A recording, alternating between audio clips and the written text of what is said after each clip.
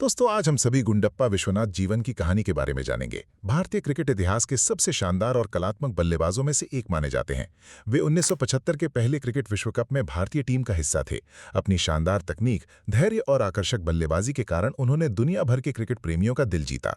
गुंडप्पा विश्वनाथ का जन्म 12 फरवरी 1949 को कर्नाटक के भद्रावती में हुआ। उनका पूरा नाम गुंडप्पा रंगनाथ विश्वनाथ था। वे एक साधारण परिवार से थे, जहां अनुशासन और शिक्षा को बहुत महत्व दिया जाता था। बचपन से ही विश्वनाथ का कद अपेक्षाकृत छोटा था। कई लोगों को लगता था कि उनका छोटा कद उन्हें क्रिकेट में आगे बढ़ने से रोक देगा, लेकिन उन्होंने अपनी मेहनत और तकनीक से साबित कर दिया कि सफलता कद से नहीं बल्कि प्रतिभा और लगन से मिलती है। क्रिकेट से पहला परिचय। विश्वनाथ बचपन में अपने दोस्तों के साथ गलियों और मैदानों में घंटों क्रिकेट खेलते थे। उनके पिता और परिवार ने उनकी प्रतिभा को पहचाना और उन्हें क्रिकेट खेलने के लिए प्रोत्साहित किया। स्कूल क्रिकेट में उन्होंने लगातार अच्छे प्रदर्शन किए। उनकी बल्लेबाजी में टाइमिंग, धैर्य और शानदार स्ट्रोक देखने को मिलते थे। जल्द ही वे कर्नाटक की जूनियर टीम तक पहुंच गए। घरेलू क्रिकेट में शानदार शुरुआत। विश्वनाथ ने कर्नाटक के लिए रणजी ट्रॉफी खेलनी शुरू की। अपनी पहली ही प्रतियोगिताओं में उन्होंने बड़े बड़े स्कोर बनाकर चयनकर्ताओं का ध्यान आकर्षित किया। उनकी बल्लेबाजी की सबसे बड़ी विशेषता थी बेहतरीन टाइमिंग, शानदार कवर ड्राइव, लेट कट खेलने की कला, स्पिन गेंदबाजों के खिलाफ आत्मविश्वास, तेज गेंदबाजों के सामने धैर्य। जल्द ही वे भारत के सबसे प्रतिभाशाली युवा बल्लेबाजों में गिने जाने लगे। भारतीय टीम में चयन। 1969 में उन्हें भारतीय टेस्ट टीम में जगह मिली। ऑस्ट्रेलिया के खिलाफ कानपुर टेस्ट में उनका पदार्पण हुआ। पहली पारी में वे 0 पर आउट हो गए। कई लोगों को लगता था कि उनका करियर यहीं समाप्त हो जाएगा, लेकिन दूसरी पारी में उन्होंने शानदार 137 रन बनाकर पूरी दुनिया को चौंका दिया। ये उनकी पहली टेस्ट सेंचुरी थी और इसी पारी ने उन्हें भारतीय क्रिकेट का नया सितारा बना दिया।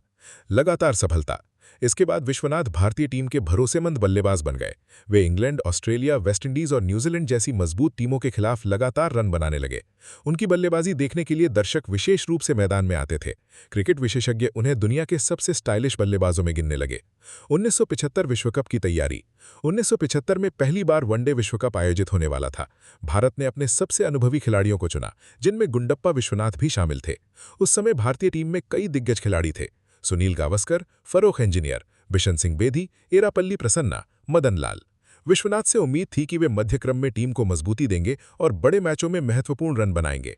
1975 विश्व कप। 1975 क्रिकेट विश्व कप इंग्लैंड में खेला गया। भारत ने अपने अभियान की शुरुआत इंग्लैंड के खिलाफ की। हालांकि भारतीय टीम पूरे टूर्नामेंट में उम्मीद के अनुसार प्रदर्शन नहीं कर सकी, लेकिन विश्वनाथ ने अपनी तकनीकी बल्लेबाजी से प्रभावित किया। उस दौर में वनडे क्रिकेट नया था और खिलाड़ियों को उसकी गति के अनुसार ढलने में समय लग रहा था। विश्व कप का अनुभव आगे चलकर भारतीय क्रिकेट के लिए बेहद महत्वपूर्ण साबित हुआ। उनकी बल्लेबाजी की खासियत। गुंडप्पा विश्वनाथ को क्रिकेट इतिहास के सबसे कलात्मक बल्लेबाजों में गिना जाता है।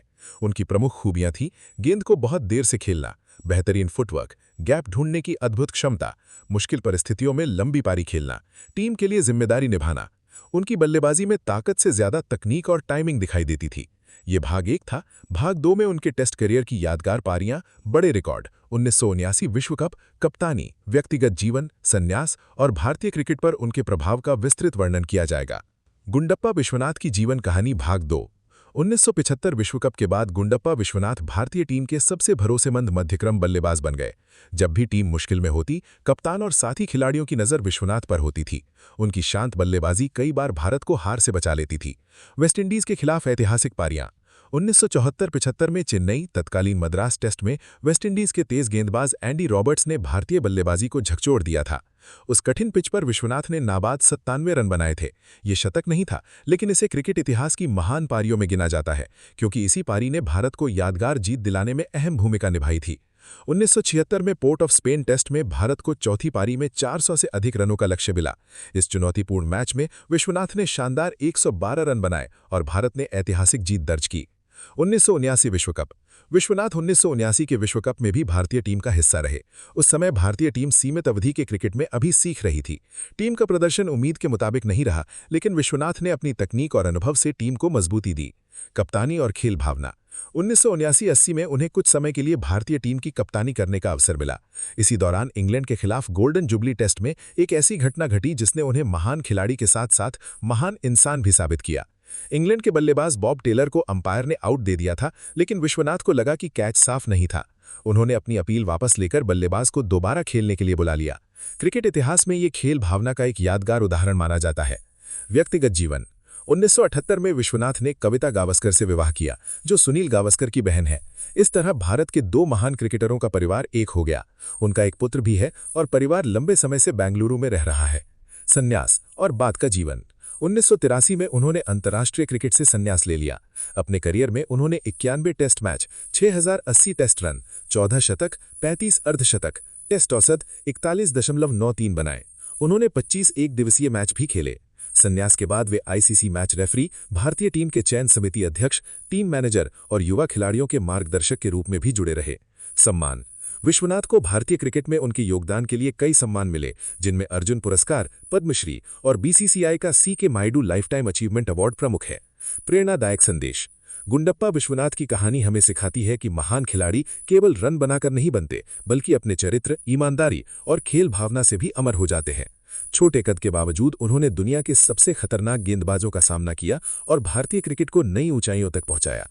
आज भी उनकी बल्लेबाजी और उनका विनम्र स्वभाव हर युवा क्रिकेटर के लिए प्रेरणा है। तो दोस्तों, वीडियो अच्छा लगा हो तो प्लीज चैनल लाइक सब्सक्राइब जरूर करें।